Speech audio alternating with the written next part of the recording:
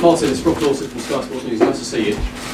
You've been involved in some huge games in your career as a manager. How does this one compare?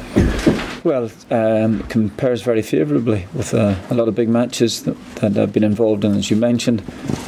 Because it's a World Cup, it doesn't really get much bigger than that. We've given ourselves we've put ourselves in a position where we have to win the game, and I think from the way things are going that probably Wales will be exactly in the same position. So all to play for, big game ahead. Are Wales favourites in your eyes? You know what? It doesn't really worry me because we have to win the game, and they're playing at home, so there's an obvious advantage there. But we had to take that into consideration when the group format was first put in front of us, and it's there for tomorrow night. So all to play for. It's a bizarre situation where a win for you could mean you top the group and go straight through to Russia, or it could mean that it's not even enough for a playoff place. Have you ever been involved in a scenario like that? No, it is really strange, I must admit. And but I don't think that we have to consider other things. Of course, we will do during the course of time. But obviously, the most important thing is to try and win our game. Were you attacked from the very start because of wins in Moscow? Well, we've got 90 minutes in which to try and get a goal. I think our approach will be quite similar to the one that we had against Italy and Lille, where we knew before the game that a win was the only thing that mattered for us. And I thought we played with a lot of verve, a lot of determination, got out, closed Italy down very, very quickly, and a lot of that will be necessary tomorrow night. And but we created some chances and finally took one with 5 minutes to go in an epic game, really. And I think it's not that far back in the memory that the players shouldn't consider it when we're approaching this game. But obviously, whatever game plan we have, we're going to try and utilise it as best we possibly can. I think there's a bit of everything in it. You know, I think there's a bit of patience. I think then you can be too patient. But at the same time, I think we know at the end of 90 minutes we've got to find ourselves in front. I think we're capable of doing that. Seamus Coleman in the corresponding fixture came with a very nasty injury. Does that have any bearing on this game and the way your players approach it? In what sense? Trying to do it for him, maybe a bit of revenge? Well, I don't know about revenge, but certainly I think that the view among the players is that if Russia was available to us and we could make it there, I think it would be very much Seamus's thoughts in our forefront of our minds. Anyway, I think that he's obviously been a class player, world-class player, and he's been essential for us. We've missed him, and it would be nice to go there. He's making good recovery now, but I think that when he's ready, he will get back to the form he showed, both for club and country. And it would be nice that by the time he is back, that he's got something to cheer on at international level. What sort of game are you expecting? Chris Coleman said he thought it would be passionate, pretty physical. Yeah. Well, I think the players know each other because they play against each other most weeks, and so I think it would be it wouldn't be dissimilar to if that was Chris's view. Then my own one would be pretty much well that. Okay, Tony. No. Yep. Martin, the absence of Gareth Bale, does that make your task easier, do you believe? He's a top-class player, and he will be missed by Wales. I don't think that it would be the same with, I suppose, Messi being missed for Argentina. Bale is world-class footballer, and he will definitely be missed by Wales. Does that make the task easier? I suppose that they would feel that Seamus Coleman's absence as well. Seamus Coleman, who is also a really top-class player. We've missed him now for a number of games, so we have had our absentees in the past ourselves, and we've had to cope. And Wales have coped without Gareth Bale before. Are you surprised that it's come to this, with 3 teams possibly going through automatically, ostensibly to attack this group of all? No, not in this group. I said from the outset that this would be the toughest group, because the team that was in pot 6, Georgia, I've no doubt that the strongest pot 6 side going. Teams would take points of each other.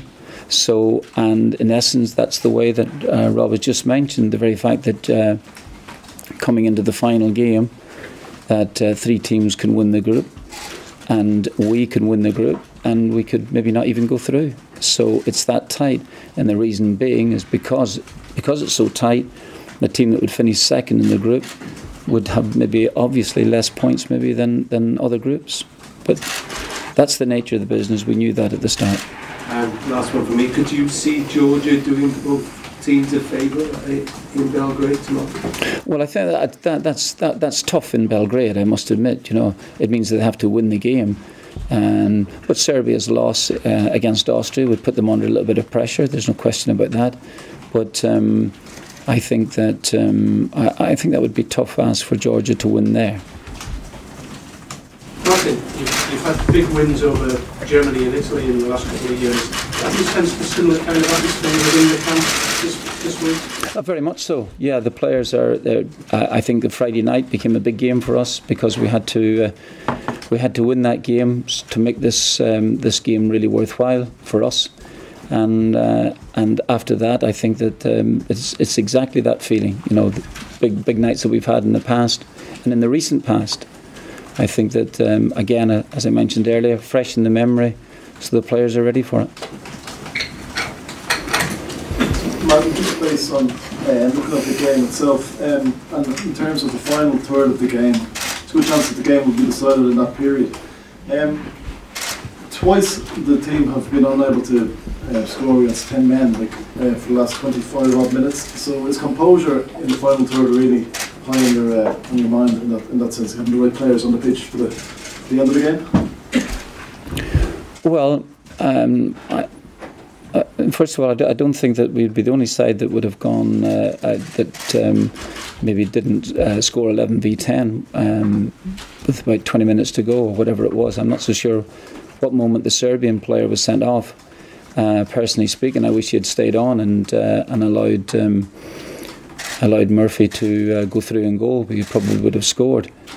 And I think then, I think it's you have to try and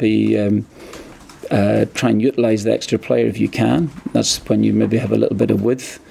Wales lost the player, and for the last 20 minutes in that particular game, I thought that we were very, very strong. Aidan McGeady was causing them lots of problems on the left-hand side. We just couldn't get that elusive goal.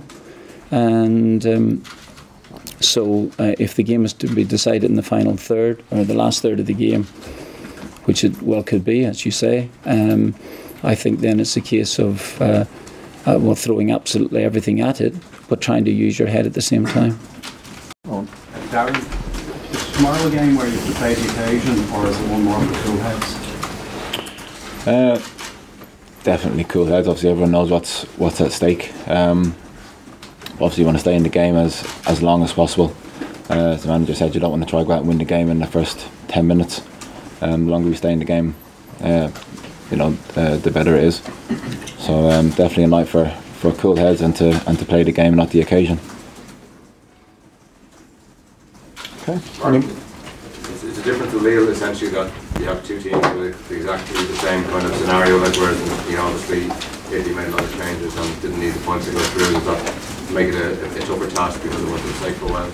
No, I think that the Italian players they made some changes in the side, but the players that they brought in only happened to be players playing in Serie A, and they were fresh and fit, and that was my bigger concern. Personally speaking, I would rather have played against the Italian side that played the 2 previous games.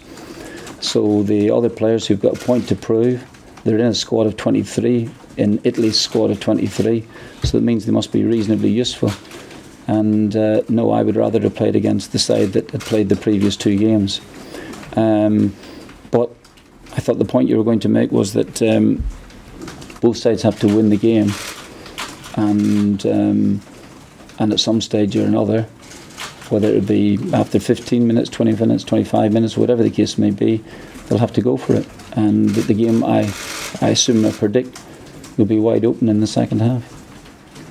Luke first, then Paul. After when you see the sort of excitement and anticipation ahead of this game, it kind of rubbishes that notion that international football doesn't matter as much as it used to, doesn't it? Well, I'm surprised really about the thoughts that international football doesn't matter, because it certainly does. The World Cup is still the biggest occasion in football, and I know it doesn't come round as often as, let's say, the Champions League. It's only once every 4 years, but it's still it is a big competition, biggest in the world, and it's the one that if you were asked players from Brazil or Argentina or Germany what would they like to do, I think they would say the World Cup would be their top priority.